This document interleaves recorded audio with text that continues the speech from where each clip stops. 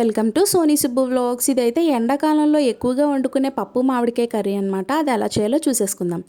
ఇప్పుడు మనం ఉల్లిపాయల్ని, మామిడికాయ ముక్కల్ని, టమాటాని, పచ్చిమిర్చిని కట్ చేసుకొని పక్కన పెట్టుకొని ఒక అరగంట సేపు నానబెట్టి కడిగి పెట్టుకున్న కందిపప్పుని తీసుకొని దాంట్లో ఇప్పుడు మనం కట్ చేసి పెట్టుకున్న ఉల్లిపాయని, టమాటాని, పచ్చిమిర్చిని, మామిడికాయ ముక్కల్ని వేసేసుకొని తగినన్ని నీళ్ళు పోసుకొని కుక్కర్ విజిల్ పెట్టుకుంటాం అనమాట. ఒక్కొక్క కుక్కర్ అయితే 3 విజిల్లకే విజిల్ ఉడికిపోతుంది. నాదైతే 5 విజిల్స్ పట్టిందండి.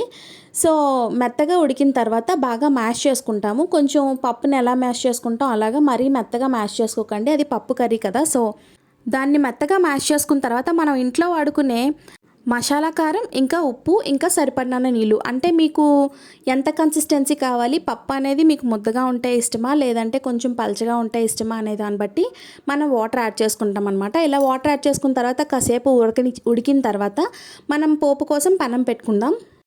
ప్యాన్ బాగా హీట్ అయిన తర్వాత దాంట్లో ఆయిల్ వేసి పోపు దినుసులు అనమాట, అంటే ఆవాలు, జీలకర్ర, శనగపప్పు, మినపప్పు ఇవి బాగా చిటపట్లాడుతూ వేగిన తర్వాత మనం వెల్లుల్లి తీసుకుందాం. వెల్లుల్లి బాగా దంచుకొని వేసుకొని ఫస్ట్ వెల్లుల్లి వేసుకోండి, మనకు ఆ ఫ్లేవర్ వస్తుంది అనమాట ఆయిల్లోకి.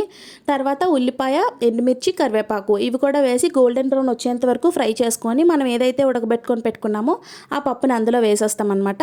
వేసేసి కాసేపు ఉడికించుకొని దానిపైన కొత్తిమీర జల్లుకొని దించుకుంటే చాలా బాగుంటుందండి. ఎండాకాలంలో ఎక్కువగా మనం ఈ పప్పు, మామిడికాయ పప్పు అనేది చాలా ఇంట్రెస్ట్గా తింటారు అందరూ.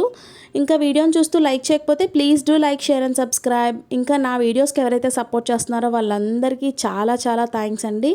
ఇంకా నా మామిడికాయ పప్పు ఎలా అనిపించిందో కామెంట్ సెక్షన్లో కామెంట్ చేయండి. Bye bye.